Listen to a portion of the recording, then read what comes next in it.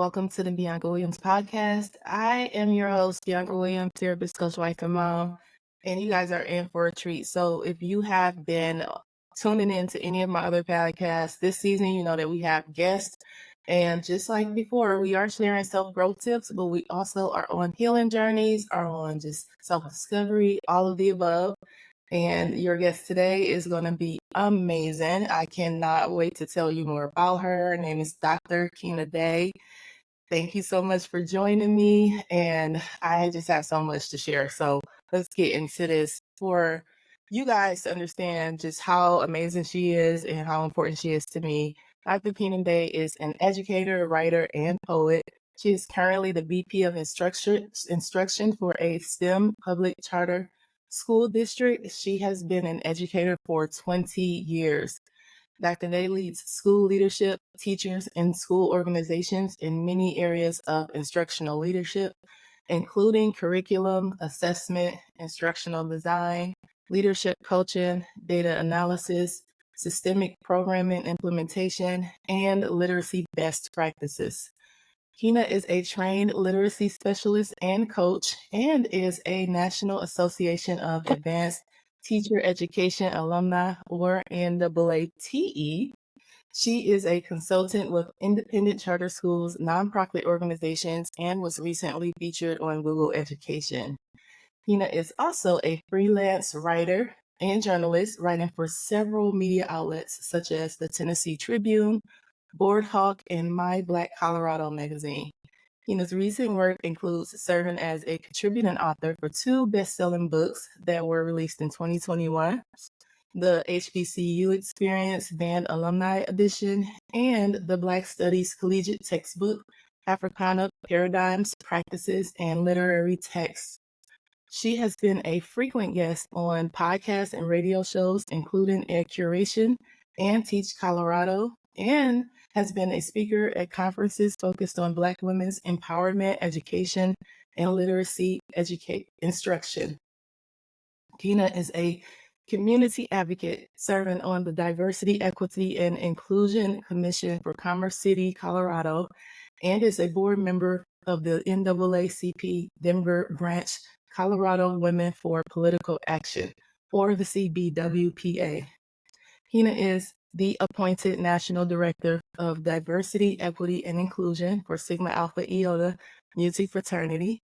For her leadership in education and community work, Keena was recognized as a 40 under 40 awardee for TSU's, or Tennessee State University's, 2020 class, featured as one of the top 100 educators in Colorado by My Black Colorado magazines, and won the President's Award for service to CBWPA.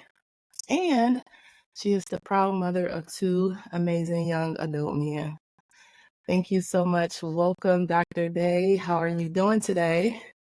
I'm wonderful on this snowy Colorado day, but thank you so much for having me. I'm excited to have this conversation. And I don't know exactly what day this is going to come out, but I just want to point out that today is International Women's Day, and this is a perfect day to meet with an amazing person. You guys are going to be in for a treat with some of her story, and what I would tell you is take notes, because she is just a natural educator. She could be talking about anything, and you just gonna get something from it. So we're just gonna jump in by asking. I'm gonna ask Keena to share your personal journey overcoming a significant health challenge. What were some of those key obstacles you faced in that, and how did you navigate through it? Yes. So I actually have dealt with asthma my entire life. So I am definitely not a person who is unaware of how health challenges are systemic and how they really do impact, your day to day. But I think the story that I would like to share today is that while working in 2017, I had just moved to Denver, Colorado, which is where I am located now. And I have been living here 6 months. I was at work, having a great conversation with some teachers who I was working with at the time. And was checking some emails after the meetings and everything. And it was kind of like I got struck by lightning, if you will. And shortly after, I ended up losing the sight in my right eye. And I didn't think anything of it because my head was kind of starting to hurt really bad. And I thought it was just like a migraine. But not having my vision was kind of weird to me. So I got up and went to the bathroom, checked to see if recurrence had came out. They had not. So I'm like, okay, all right, it's time to go home. So on at the time, my ex-husband's name is Jimmy. He was at work and I called him. I said, "Hey, I'm having a really strange headache. It's like I got shocked or something, and I can't see out of my right eye. So I'm getting ready to go home and take a nap and take me some ibuprofen. Can you pick up the boy from school?" And he was just like, "What you mean you couldn't see?" And I don't think it just registered me that I couldn't see, but just not thinking anything of it, I took some ibuprofen, went to sleep. About an hour later, he comes in the room. You gotta get up. We gotta go. You gotta go to the hospital. And I was like, "What do you mean I gotta go to the hospital?" And he was just like, "Yeah, you gotta go to the hospital. Like, it's not normal for you not to be able to see." And I was just like, "What? What are you talking about?" It just, my like you could just tell that my sensibilities were starting to slow down a little bit. I had friends Mm. calling me and I was talking a little crazy and stuff like that. And it was like, "Keena, is everything okay?" And I'm like, "No, Jimmy, taking that." So, all this other kind of stuff. And, I just started talking crazy after a while, like gibberish and things like that. So as soon as we got to the hospital, I was taken straight to the back, didn't even go to triage, and they sent me straight to the back, and I went straight in for an MRI. And come to find out, I actually had an intracerebral hemorrhage in my brain. So I had a ICH stroke, and it was actually pretty significant. I was in ICH. I was in intensive care for in the ICU for 3 days, and then I was in the hospital for 6. And I mean, pretty much because he got me to the hospital within the 4-hour window. You only have a 4-hour window to turn back the hands of time if you do have a debilitating stroke.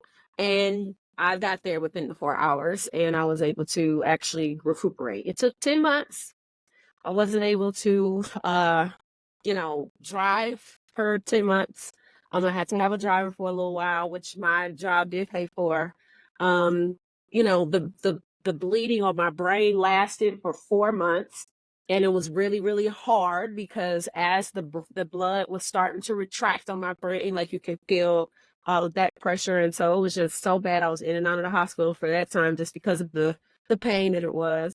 I had to go through stroke therapy, and that lasted for a while, and that taught me like the new normals and different things like that.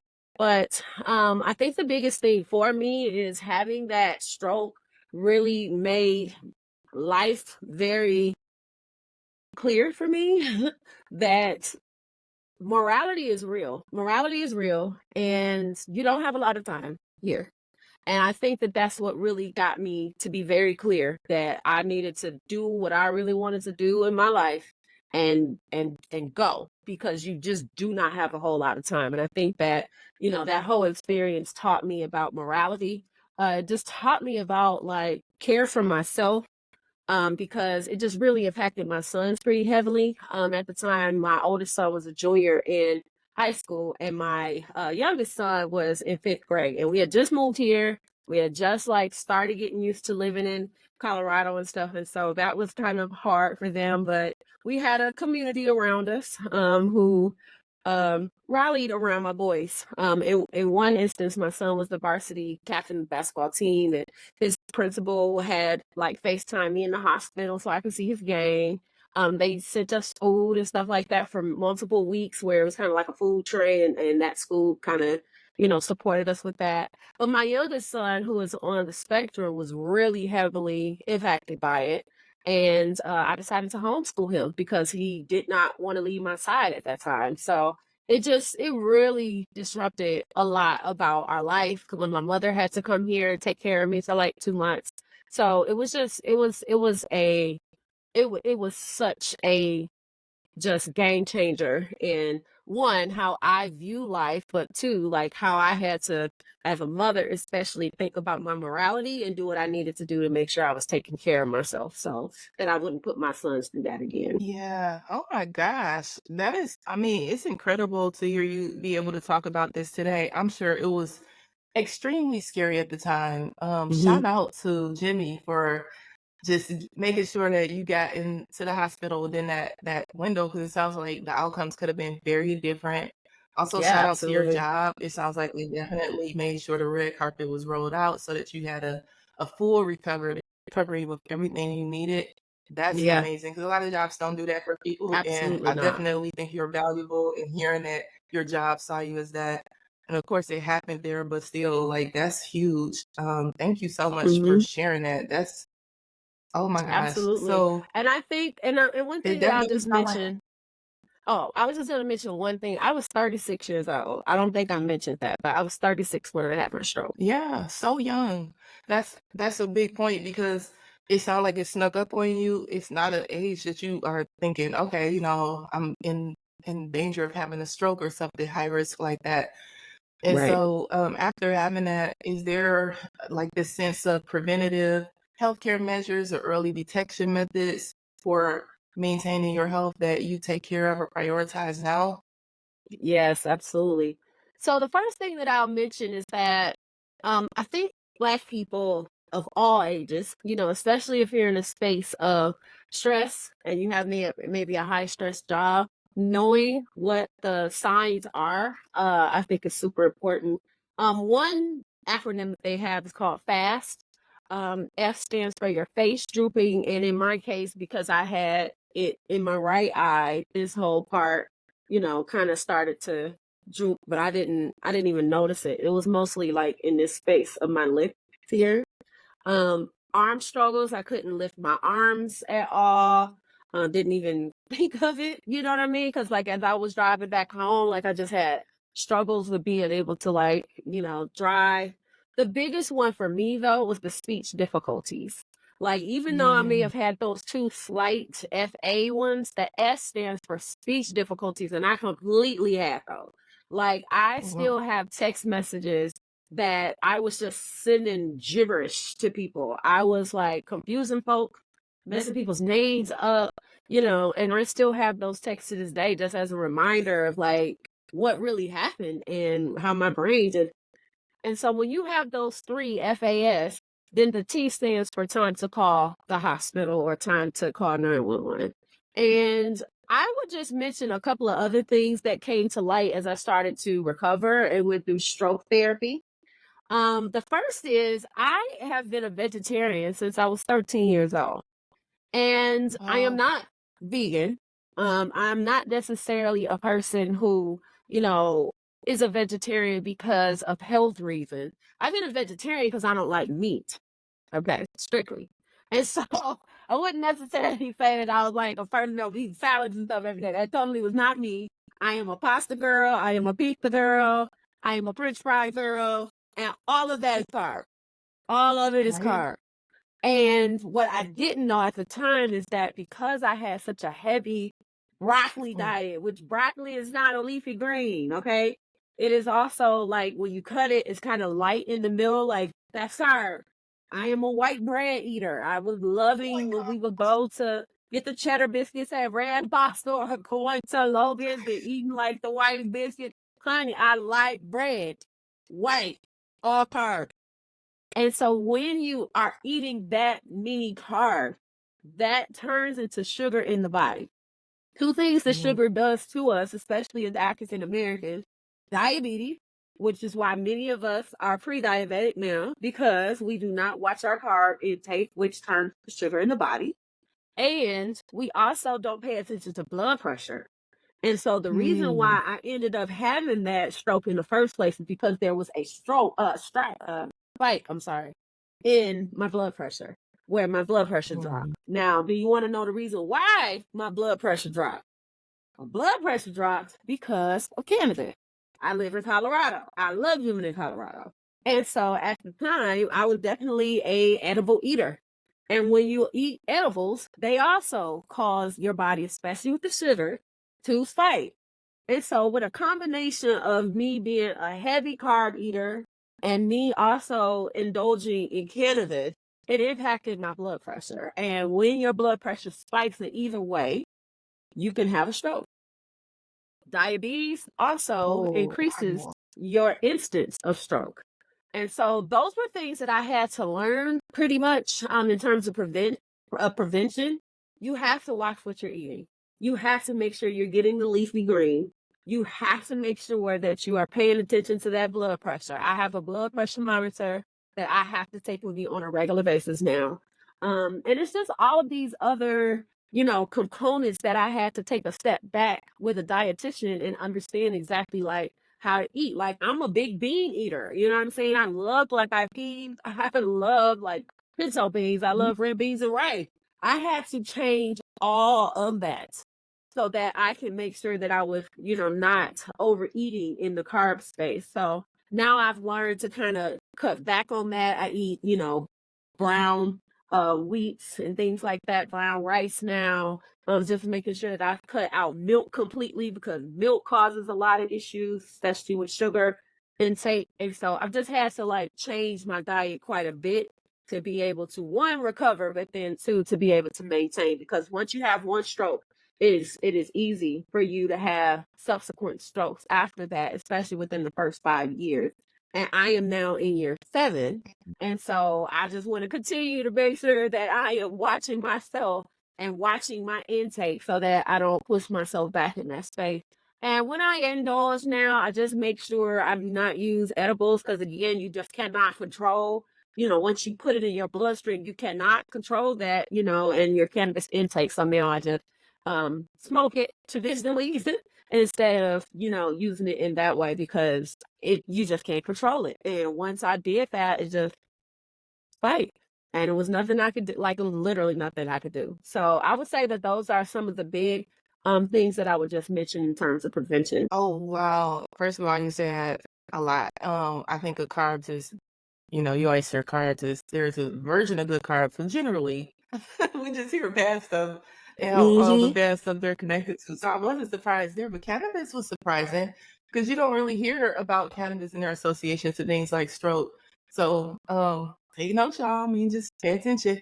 And you definitely sound like you had to make a lot of conscious lifestyle changes, and it sounds like it's a Absolutely. consistent thing and it's a part of your resilience. And congratulations on making it past that window of sensitive time between Yeah. that first stroke and that second stroke. It sounds like you have not had a second stroke. You're not trying to have I don't anymore, want one either, which of honey. course, right? We working to not have a second one. Yeah.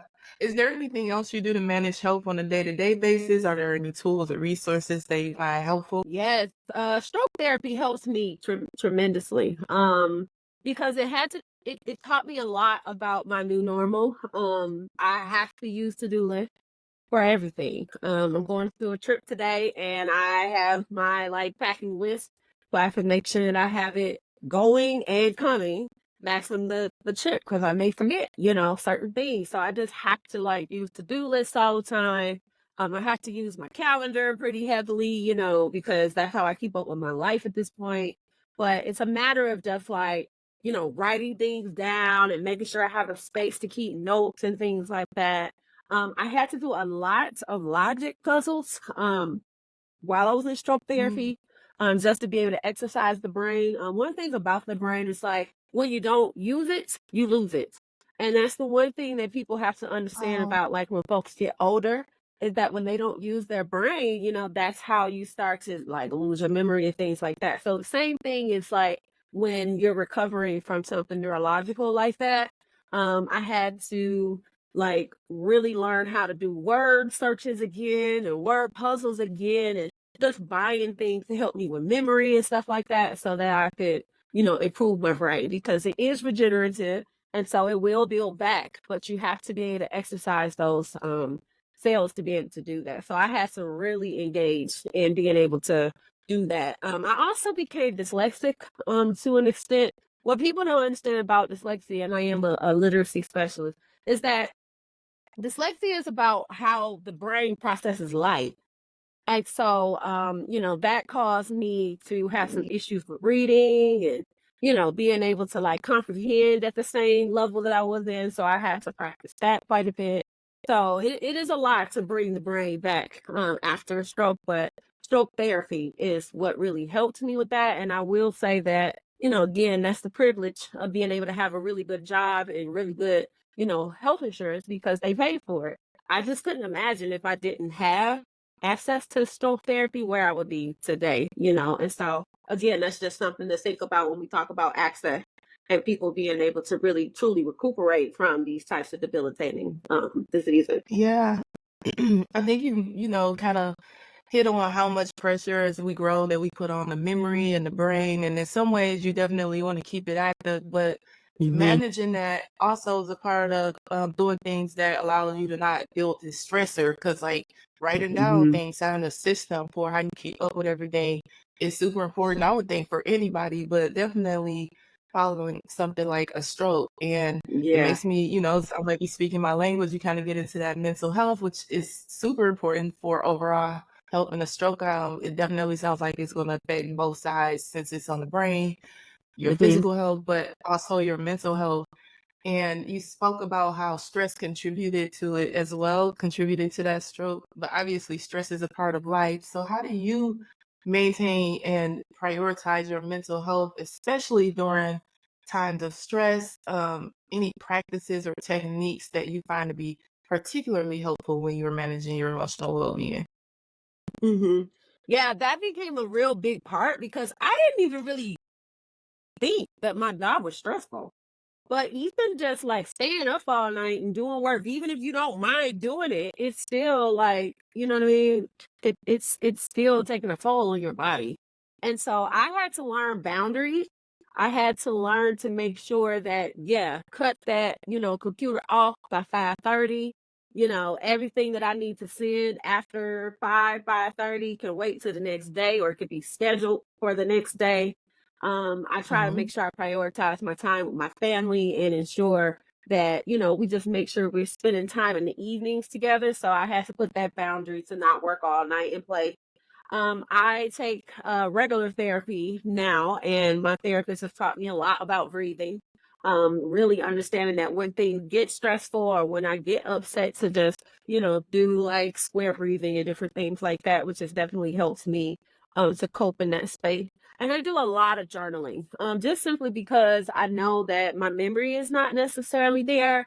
I journal every Saturday morning, and just reflect on the week that I had, yeah, just the things that worked, the things that didn't work, and an opportunity for me to reflect about the week prior and then what I want to do for the next week. So journaling on Saturday mornings definitely have helped me be able to cope with stress a lot too. Wow. I love that. I love all of the things that you're doing. I talk about this constantly with different people, and just to hear how important it has been to your changes, your lifestyle changes. It's huge having having those boundaries around work. I mean, earlier you mentioned changing your diet, but you're also talking about getting rest, like spending Hmm. quality time with people, because stress does sneak up on you. I know for me, I'm like, most of those I don't recognize what stress happens, but my body will tell me because my lower back will just start getting more and more, stiff, and just certain things that just kind of start happening. And it's just like, once I kind of like bring down stressors or take a break or something like that, then I'll instantly start feeling better. So I hear you. Hmm. You're like, just paying attention to your body, taking the time to understand it. Just because I can do it, don't mean it's good for me. Right. Are there any Absolutely. other lifestyle changes that you found to be super, super helpful to your recovery? I heard the dieting, I heard the sleep. Anything else? Just prioritizing my happiness. The only person that is really in charge of my happiness is me. And so just being able to ensure that, I am taking time to date myself. I am taking time to, go to movies by myself or go to brunch by myself or, go sit on a rooftop and have some cute little cocktails by myself. Like I just spend a lot of time having fun. I spend time with myself. I travel a lot and spend time with my loved ones as much as I can. And just really make time for like fun, and making sure that I just do the things that I love to do. I love to go to galas. I love to, host events, really nice events in the community. I just love doing those things.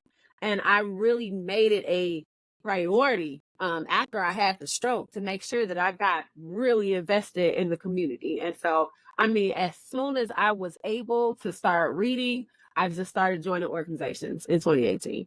And, they're just a big part of my life now. And, those things are what make me happy. And so I just make sure I prioritize that happiness as much as I can and try to be in a perpetual state of happy. Even though things happen, it doesn't really impact my happiness. And what I also Yeah. have learned to do is you can't sweat the small stuff.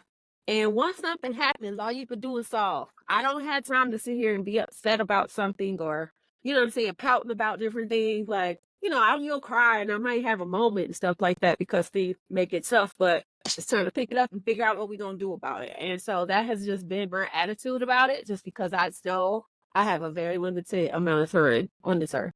And what I do with my Yeah. time, every single minute that I have, I need to make it impactful. And that is basically like how I approach life at this point, since having this very scary situation happen to me at such a young age. For sure. It's amazing the self-love that you are showing yourself and just talking about in this way, because I think there are so many people that get a little scared about that, feeling like, well, I don't want to go here by myself or that kind of thing. But in actuality, it could be one of the most some of the most enjoyable experiences, and time to Absolutely. reflect and process things and just know that, no matter who's around and who's not around, I can still enjoy me, right? And so I really like that.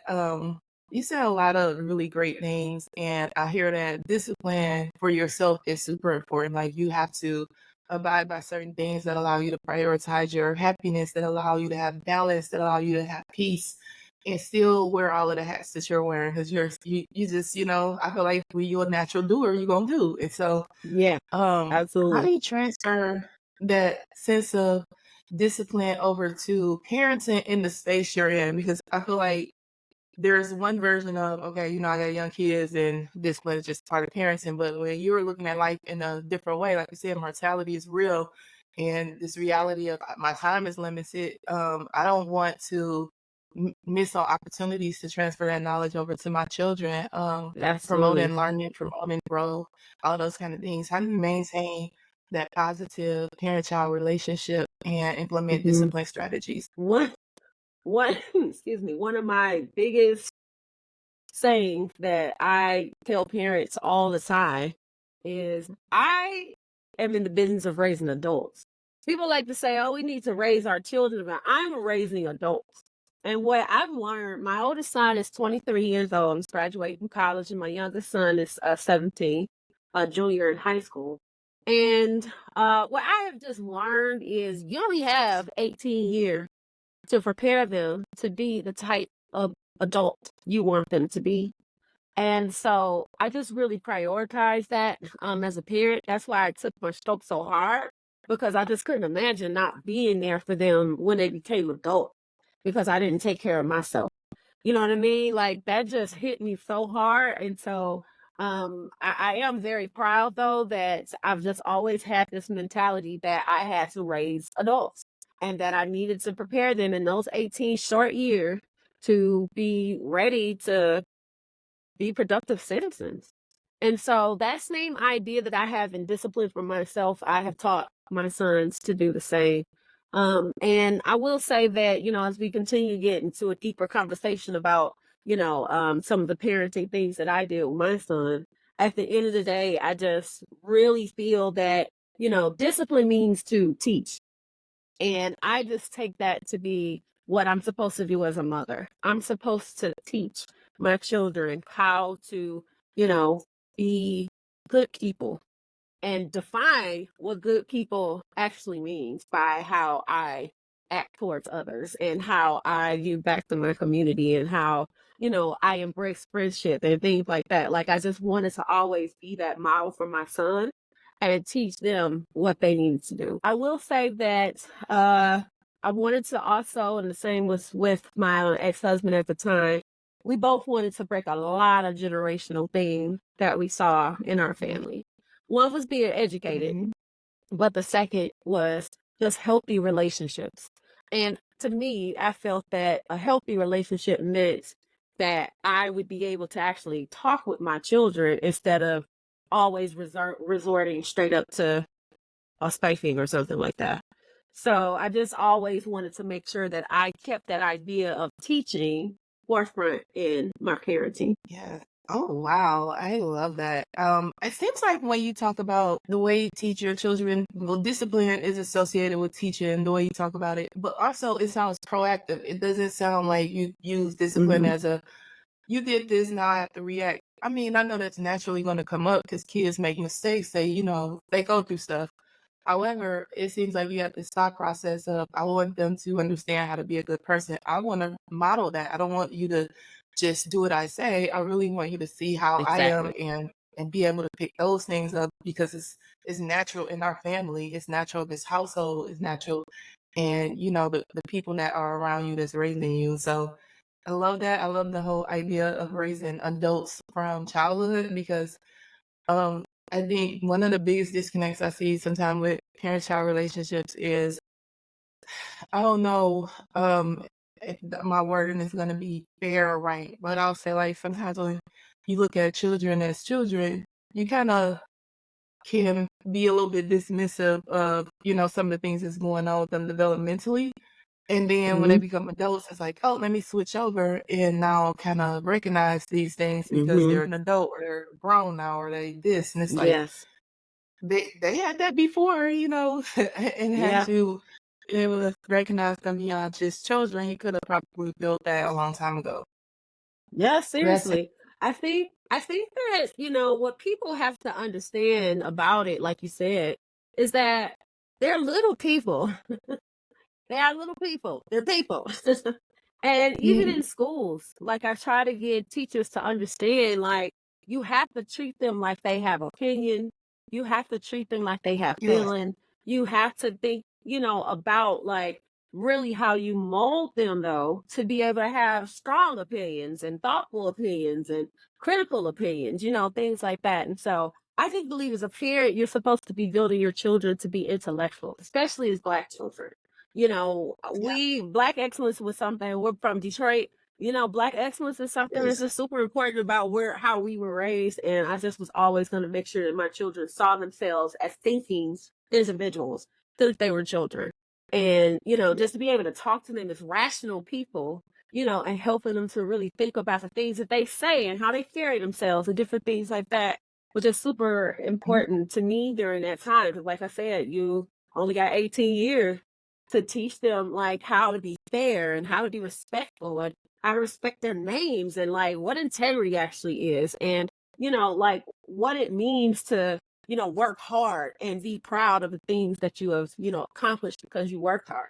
You have to really teach children grace and being able to understand privilege and the privilege that they have, especially as being educated. That's a privilege in and of itself. And so I just want to make sure yeah. that my children get the thinking and criticality that they need to have to be able to navigate the world that they're going to inherit as adults. And so all of those things are super important to me. That's a huge one. Helping them navigate the world that they are going into as adults, because the world is constantly evolving and changing. Yes. And even though some of the trends may look the same, what we dealt with may not be what they dealt with. And so being able to prepare them for that is so huge. And Mhm. you mentioned breaking cycles, generational cycles. You also work in education. So I imagine you have seen a lot. What could you speak to just some of the different approaches to parenting or handling children and those potential impacts on their child development? Mhm. And just, how parents can determine which style works best for them. Yes, yes. So like I said, I was in the business of raising adults. So one good example that I can share I've done with both of my sons is when they turned 12, and they're both winter babies.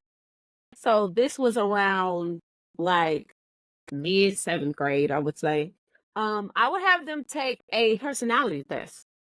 And the purpose I of love doing that is because I wanted my children to, and I did this because it happened to both me and their father, but we went to college and wasted money because we went to a, a major that we weren't prepared for. Like, for instance, I was trying to be a pilot back in the day, and I could not pass physics at all. And, I might have done better if somebody had actually helped me understand, like, no, you're going to have a real deep understanding of science and how these things work. So, like, if I had Mhm. known that when I was in high school, I would have taken it a lot more seriously. But I mean, I didn't have anybody talk with me about that. So that was something that we both took very seriously. So when they were 12, I gave them both Myers Briggs, and that helped them to understand their personality. And it also kind of helped them understand careers that they might be interested in just based off the personality. And so my oldest son, in seventh grade, did the Myers Briggs and recognized, like, oh wow, architecture. I didn't even think about that because he liked to draw and all that other kind of stuff. So I had him like researching, understanding what it meant to be an architect. What kind of schooling did you have to do? Well, what colleges have that major? And, how Wow. can you get scholarships for it? And what do you need to do? And we started that work in seventh grade. And so, and he would do different like extracurricular activities to learn more about the profession. But we had from seventh grade all the way to his senior year to be able to like cultivate that. And so he went to college knowing exactly what he wanted to be. And, I am just super excited to say, because like today, he is starting his new job. He is at an architecture firm. He has done a lot of different internships over the summers and things like that that prepared him to be able to get a job before he graduated from college. Like, just imagine how that feels as a parent. And I became his mom at 19 years old. Like, I was a young mom. And at the end of the day, Yeah. like, to see my child like being his dreams, and he has a salary now. He don't have his own insurance. Honey, I ain't got to No. pay no bill. Like, I'm just so proud of him. But it's because we started in seventh grade with him really thinking about what his career was going to be. He knew that he did not have a choice but to be educated. So yeah, you can definitely choose not to go to college, sweetheart, but you're still going to be educated. And so you still have to pursue making sure that you get whatever career, technology work or whatever you need to do to be good at what you do, because that's how you're going to make more money. And he is just Yeah. doing phenomenal. He started his job today and he doesn't graduate until May. So, I mean, if that's just not a testimony to really investing in your children and making sure that they can understand where they want to go, like, you know, that's just one of the best things I've ever done is beer. Another example I'll share in my youngest son. I told y'all when I had the stroke, he just didn't want to leave my side. And, he's always kind of been like that. So if we go back a little bit, we lived in Nashville for a little while. He's in fourth grade. And it was the day of Trump's inauguration. And I just remember, like, I'm not going anywhere. I was writing a book at the time. So I was like, I'm about to finish, writing a couple of revisions on this chapter or whatever. And he came and crawled in the bed with me. Now, this is what was so funny about this. And, what it means to be a real citizen and teaching your children to be a citizen of the world. Like, he was in elementary school, so they had that cute little like the kids get to vote for president, stuff like that. So he voted for Hillary Clinton, and at his school, Hillary Clinton won the election. We didn't talk about it no more. Okay, that was like a week before election, so we didn't talk about it no more. He like, yeah, Hillary Clinton, She and won as far then as he was Trump, concerned. right, and that was it. He didn't ask no more questions, and I didn't even think about it. And when inauguration happened, he came and climbed in the bed with me and saw on the TV that it was Trump's inauguration. And he said, Trump is the president? How did that happen? I was like, oh no, I forgot to tell you it was a long night. And I guess I was so upset about it, I just didn't talk to him about it again. And so he was Mhm. like, how did a villain win the president? I said, I'm sorry, baby. I'm so the villain win. I'm like, oh my The goodness. villain won. But from that point, I taught him civic. I taught him like how elections work, taught him about the electoral college, taught him like, what the Senate does, what, the House of Representatives do. So now every time there's elections, he sits with me and he, got his little chart where he can check off who's, won, how many Republicans won, how many Democrats won, how many independents won. And he just keeps up with it now. And he's been keeping up with it since he's been 10. So this year he gets to vote in this election, and he's just so excited about it. Nice. We just had the primary, and I showed him exactly like the steps to vote because we have mail-in ballots here, and so I taught him how to vote there and like how to actually do the whole process. But I mean, it's just those types of things that even as children, you just have to teach them to be aware of, you know. And we just make sure that we make time to be able to do it.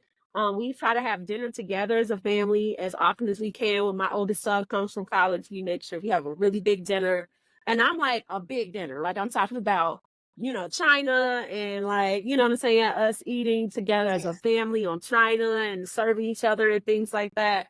Like I just really try to make sure that I teach them, you know, the importance of togetherness and the importance of family and like how you take care of people that you love, you know. And one of the things that I've taught Yeah. my children is, you know, there's, you know, the person who is cooking, they should be the one who is served. I shouldn't have to cook and then make the plate and then do the dishes. We don't do that. And I try to make sure that they understand that that is not women's work. That is our home's work. And we do that together, you know, and just making sure that they understand that and they saw me and their dad, you know, trading those things off and doing that work together.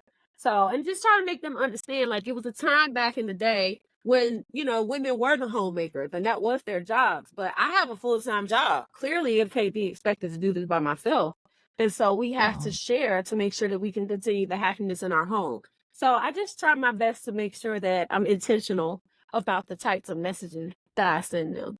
And that means like even when it comes to like men and how I'm dating and stuff, that they see how I'm being treated.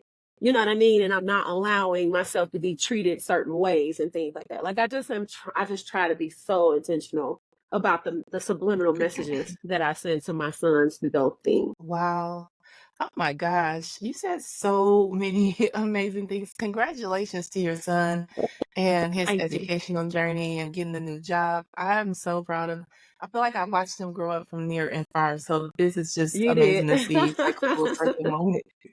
Yeah. Also, you mentioned some things that I thought was huge and just kind of figuring out parenting style. It was almost like assessing yourself and your Yeah. childhood and the things that helped you, but also the things that maybe were missing and how to break that cycle or make a change in how your children grew up. So that if I didn't feel like I was preparing this way, I want to make sure my children are prepared. And then not Mhm. only, I love the idea of the personality test, looking at their strengths, things that they're gonna because when you look at your strengths, you naturally gravitate towards those anyway. That's why a lot of times people, when they go to college and then they kind of move away from their major, they go back to what they like to do. And Right. so you kind of Yeah. get to see that Every early on, time. get those, Every time. yeah, Yes. Every every time. time. Every Yep. time. And that's the thing. Like, you're going to be doing this work for 30, 40 years. You got to make sure you like it. And nobody, Yes. and how many Yes. times do you see online people saying, like, how many people, you know, are still in the actual major, you know, that you were in college, that you work in the major that you know, had in college? And Exactly. most people didn't. Most people didn't. And you just waste money. And look at how many people are old student loans and don't have degrees. Like, I don't have time for that. We got to Right. go in knowing exactly what Yeah. we trying to do because money ain't to be played with around here. So, yeah, I intentionality is commend everything. anybody, yeah, I'm sorry. I commend anybody who's who knows what they want to be at a young age at a young age because that was something that I was, just like y'all went to college and I mean, I think I know, but then when I get into it, I'm like, oh, I really don't want to do this. And now time is wasted, Right. money is wasted, and all of that. I didn't feel like I really figured out my major until years later after my mom passed and I was getting ready to go to grad school. And then I was like, oh, this is what I want to do. And luckily, I was Mm-hmm. right before grad school, so I could actually pursue it. But you are so Mm-hmm. right. A lot of people just navigating the world with it sounds good on paper. People have told me I should do this, but that's not really true to who you are and what is going to be able to sustain for years to come. I Yeah, and love you the know, and let idea me of add just, the something. way you raise your men. Uh-huh. Yeah, and let me add something to that comment that you just made too. It's just the idea, like you said, of wealth. And Black people are already, as a community, like many, many, many generations behind, you know, white wealth. And if we are constantly going into college and people not prepared for college, people flunking out because they are not ready to handle, the real stamina that it takes to go through 4 years of college, number one. And then if you do make it out of college, then you waste the time in a major that you are not going to make money from. Like, we just are too Mhm. behind the eight ball for us to do that as Black people. And so that's why I just tried to make sure in my own home. Now, I definitely try to do this in my space, as a leader in education, but in my own home, I just try to make sure that I taught my children how to navigate that as much as I can. So I'm 1 for 2 right now. We're gonna see what this little young one gonna do. But at the end of the day, like at the end of the day, like I just wanted my children to have a real understanding of what they needed to do Mhm. as Black men to like defy all of these statistics and be able to do Yeah, whatever your dreams want you to or lead you to do. I love that. Even when you said, you are teaching them how to be responsible, how to understand how to treat women, how to not be dependent on traditional gender roles, essentially Yes, learning how to take care of yourself and respecting the balance. And that a lot of like what, you saw on TV years ago, or it's just not the same anymore. A lot of women it's have not. careers, Yeah. or running businesses, wearing multiple hats. And so how to make sure that you contribute to multiple areas of living, especially if you're dating, you get married, you have a family, all of that. I love that. Mm-hmm. Is But I do also realize that when you have kids today, your messages are not the only messages they're getting because they are That's true. online. I Yeah. mean, it's inevitable. Even if you try to keep them offline, the digital access, the digital just, influence is just heavy. So for you, how do you navigate or how do you recommend parents navigate screen time, social media use, online safety, all of that to foster healthy tech and just, habits for their children? Whew, it's so hard, girl. And like as a person who works in, central office, like I get a zoomed out like view of what is happening overall with it. Like, Mhm. I was one of the first people to have a Facebook. I got Facebook while I was in college in 2004. And you had to have a like college email address and all that stuff to sign up. Like, I've been with social media since it started to really take shape. And I still can't keep up with everything. Even having, social media over 20 years at this point. Like, I can't keep up with it all. You know what I mean? It would be nice to be able Mhm. to do that. And, I try to make sure that, especially when they're minors, that, I'm there, I'm following them and I have access to their page and I put the parental controls on and all those types of things. But they're always going to find some type of platform that you do not know about that they're going to find out about. I mean, it's just that Yep. simple. You know what I mean? Like, even stuff that's happening Yep. on Roblox. You thought Roblox was just a game, girl, and it's not. Like, that's it's just that these kids putting all kinds of stuff. So no, you're just not gonna be able to keep up with everything. The way the information and the speed that information is getting to our children is just so fast. So Mhm. again, I think that that's why it's important for parents to think about this idea of discipline, meaning teach. I need to teach you how to actually act on social media. You Mhm. know what I mean? Like, do not Yep. record this in my house. This is why people are watching. If you have your location on, you know how many rappers have been killed because they had their location on? You know how many rappers have been Right. killed because they had money, just they were showing everybody how much money they roll around with. You cannot show those types of things on social media. And so I just have to teach my That's sons true. decorum, how to act, excuse me, and how you are portraying your name. How are you getting your name Yeah. out there? And what messages are you sending about yourself through what you're posting? You just have to be careful about that. You know what I mean? And just making sure that as a parent, I am teaching my children how to act so they're making good choices. I try to teach my sons that every choice you make has a consequence, whether it is good, whether it is bad. There is a consequence to everything. And again, in developing that criticality and the opportunity to be critical thinkers, I just make sure I have those real talks with my son for them to really understand the truth of the matter of the world that they're getting ready to, inherit. And so, one example that I can share with you was when my son was in 10th grade. My oldest son was in 10th grade. Oh, I've had 2 10th graders now, so I got a differentiate which one I'm talking about. So the oldest one, he had a little girlfriend who he had not introduced me to, first of all. And I think he knows that you got to be a real special type of woman to meet my mom, because he know I'm not really about to play about that. I don't play about him at all. You know what I mean? I know I am raising black gold. And he knows that Mm-hmm. about himself. So he ain't just gonna bring anybody to me. He gotta really know this is somebody I'm really interested in. So I never met this young lady, let's say that. But one day my sister, who lives in Detroit, hit me up and said, "Girl, have you seen Jimmy's IG today?" And I was like, "What? What?" Girl, don't look. I went and looked. And the little girl he was dating had taken over his IG channel. And I mean, she Oh, had put videos of her fighting in the bathroom. She had pictures of them kissing and stuff. And it was another picture where he had his hands like this behind her. And my son is an athlete. So I was like, okay, I gotta have a conversation with him. Now his dad ready to go to war, like, we're about to tell him he is there. Nope, we gotta treat him like a rational person. Okay.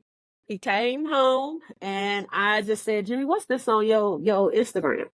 "Oh, well, my girlfriend, she took over my Instagram and I didn't know she was gonna put that stuff on there, but she changed the password, so I'm not able to take it off." Jimmy, let's talk about this young lady. That's the type of woman that you want representing you, where she fighting in the bathroom. That's the type of woman that you want representing you. Now, I'm gonna be honest. I'm a fighter. I'm from Detroit. I'm a fighter. I don't play like that type of stuff. If social media exists back in the day, then I probably would be singing just as this soon. is But luckily, it didn't really exist all the way in like 2001, 2002. So I was able to get away with this stuff. But baby, these days, these girls, that's what they do, is they put these fight videos and stuff of themselves on there. That's who you want to represent you, and you know what you're trying to be when you grow up. Like, that's the type of woman you think you're gonna be with. Well, I never wow. thought about it like that. Well, you need to think about it, because whoever you put and you attach your, name to, your name is attached. And so if she fighting in the bathroom, that's Jimmy's girlfriend. Is that Yeah, how you want people to see you? And you're an athlete right. trying to go to college in 2 years? And let's talk about, you having pictures of you kissing her. You got pictures of, you covering her up in this way and touching her body part. You're an athlete. Do you think coaches will want to invest in you, knowing the amount of sexual assaults and things that athletes sometimes are accused of in college? Do you think that they're going to Yeah. take a high school student in with that type of like information displayed on their social media? Like, you gotta think about this type of stuff, baby. Now, I want to Mhm. tell you what you need to do, but you got to be an adult in 2 years. But you got to figure this one out Yeah. by yourself. I could put you on punishments. I can do all kinds of stuff. This your name at the end of the day. And you Mhm. also represent me and your dad, who have, reputations as well. So just think about this. It's not just about like having a girlfriend that take over your IG. This is how you are portraying yourself to the world. How do you want that to look? Now that's a heavy conversation to have with a teenager, but Yeah. it is appropriate. And people tend to think, oh, they too young for this or they too immature for this. No, no, no, no. As long as we can teach them as rational people about the choices they make from a young age, you raise people who are rational adults. And so, no, we're Mhm. having this conversation. And we did. And he was so you could just tell conflicted, because I think it was really heavy for him. But within the next couple of days, his IG was back to normal. He had broke up with the girl. Like, I think, he finally realized what I was saying. And we haven't had any social media issues with him since then. But at the end of the day, like, do I think that's foolproof? No. But I know that I'm staying true to my values as a parent and trying to make sure that I'm developing my children to be critical thinkers by having conversations about how they use social media, because I can't keep up with it all. You know what I mean? I'm not gonna be able to keep up with every single app you have. And I got trackers on my phone for my son. I know exactly, like my son is in college right now. I know exactly what time he leave, what time he gonna show up here. I know all of that type of stuff. I know where my son is right now in college, in high school. But you can do what you want to, you can do what you can, but you ain't gonna be able to do it all. Mhm. So if you can try your best to balance, the accountability and the structures that you put in place of being able to monitor it, plus making sure that your kids rationally understand this is like your footprint on the world. And if you're not careful about what Mhm. you post, this is the attitude and belief that people have about you as a person. Yeah. Wow. Thank you for sharing that. It definitely speaks to your proactive parenting style. And just like you said, I mean, it's unfortunate that young people are in this digital age to where any mistake they make is possibly like a lens, Hmm. recording that or taking a picture of that. And we also live in cancel culture where like things can come Yes. back from years ago to haunt you. And you never Yes. know what your future is or what kind of platforms or things you're going to be on to where this thing can hurt you. But I love how you made it practical for them now. Like you talked about, he was in sports. So how do you feel like would you be able to show this to your coach? And do you feel Hmm. like they could be able to say like this is a young man we should invest money in when this is the kind of things that's showing up online that you're attached Yeah. to? It also teaches that lesson about the people you're surrounding yourself with because as we know, unfortunately, guilty by association. And so if you're attached to people that's doing unruly things, you are also looked at as unruly. And I think it's really nice that you approach it with this sense of teaching responsibility instead of saying, I'm going to Hmm. micromanage everything you do. Like we can manage what we can, but teaching responsibility because what I think parents sometimes know and don't know is that part of like the brain that they're operating off of is way more impulsive when they're that young. Like they don't have long term Hmm. thinking like us. They don't understand, Yeah. that frontal lobe kind of rational thinking approach. And so that's the point of having parents and Yeah. having adults around you Yes. is to help you have this ideal of I know you don't see this now, but listen, I need to give you this information so you can see the bigger picture. And like Exactly. you said, you're not Exactly. representing just yourself. You're representing us. You are the freaking VP. You and your ex-husband were at the White House recently. Like, there are so many Yes. things that you guys Yes. represent. And so, of course, my kids are going to have to, kind of have it together. I love Yeah. that. Speaking of work Yeah. and being in all of these places, work-life balance is a thing, we definitely you're the VP, so I imagine you have a lot of responsibilities. You have to travel for it. You just have so many things. You're creating things and showing up. You're kind Hmm. of the face of things. But then you also have your family and mortality is real. And you were like, my family is such a priority for me. Yeah. What are some practical tips that you have for achieving that healthy work-life balance and prioritizing quality time with children, just in the midst of the busy schedules that you guys are navigating? Yeah. Like I said, just making time, you know, just making sure that daily we spend time to make sure we have conversations together, making sure that, weekly we try to have, meals together, things like that. We cook together, we paint together. We listen to vinyl together. So we just do the things that we like to do as a family as much as we can. One thing that Jimmy does with the boys all the time if there is a pay-per-view for WWE or if WWE is coming to Denver, they're going together. Like we just make sure that we make the time to do the things that we like to do. If that means that we need to catch the train, go downtown together and go, to a wrestling game or something like that, we just try to make sure we make time. And I think that that's the most important Yes. thing to me, because, I was a latchkey kid, like many people in the 80s and 90s. And, I didn't get a lot of quality time with my parents. And both parents were musicians. So they were always performing and having band practice in our Really? house and all this other kind of stuff. Yes, yes, yes, yes. That's what people don't know, like about my life. And so, even my stepfather was a student of Mr. Pruitt. Like that, I had a lot of his teachers. My stepfather, we grew up around the corner from where he grew up, and so I had all of his teachers in elementary school. Like, but I just didn't get to spend a lot of Oh my time with him. goodness. Yeah, I get to know him as a person because he was working and had multiple jobs. I just didn't want that for my life. And so just being able to make sure that, we prioritize that time, just even spending the time picking my son up from school every day and having conversations with him about school.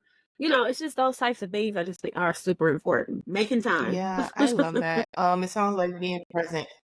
Being being present. intentional Yeah. about being present. Because sometimes it's almost like this idea that we live to work, when in actuality we work to live type thing. Not, we shouldn't be shaping our lives just around work to the point where we like lose all of the other parts of our life, and we just, Mhm. conveniently may make time if we have a break, but in actuality, you have to be intentional about setting that time aside. And it definitely sounds like you invest in quality time. And I think that's huge to Yeah. say, because we see our families every day, right? We come home from work and eat dinner every day, but you talked about cooking together. You talked about using fine china. You talked about painting together.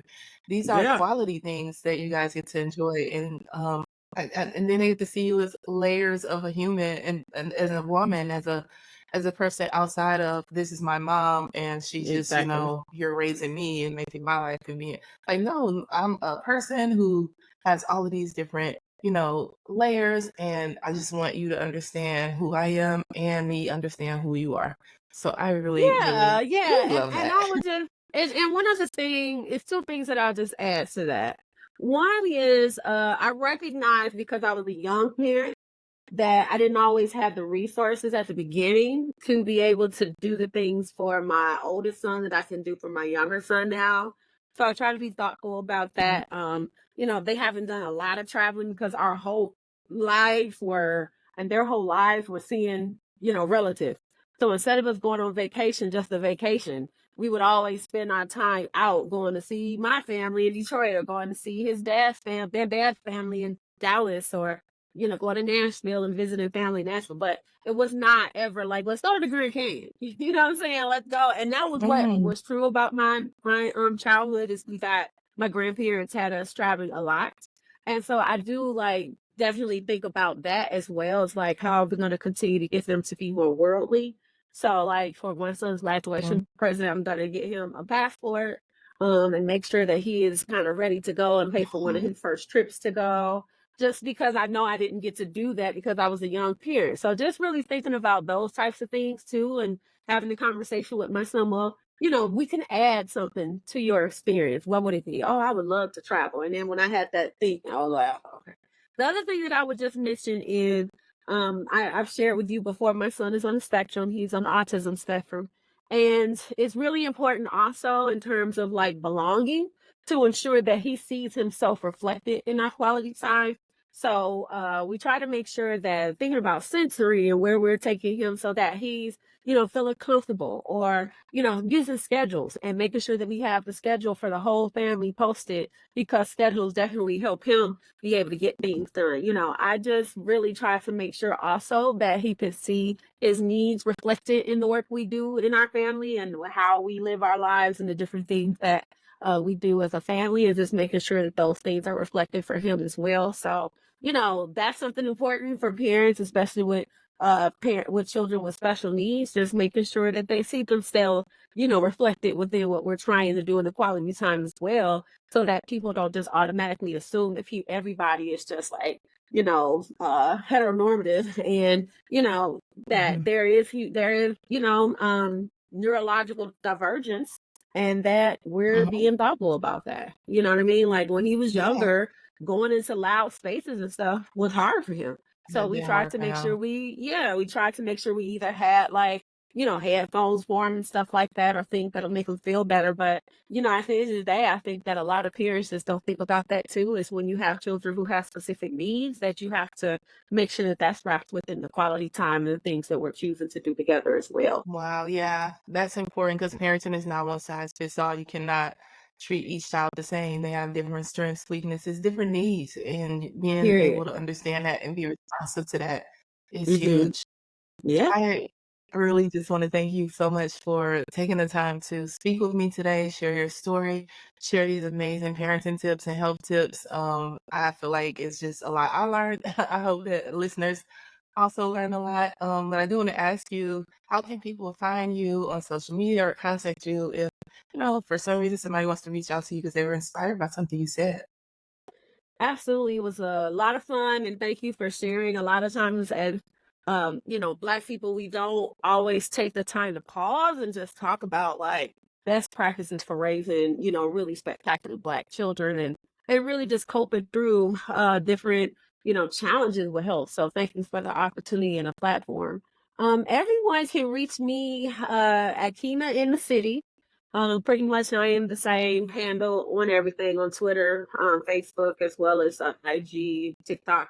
I am Keena in the city. And if you're looking for me on LinkedIn, since I do share a lot of things on LinkedIn as well with these spaces, especially when it comes to education, you can find me under Dr. Keena. Awesome. Thank you so much. And for those who's listening, I hope that you took away some amazing information today.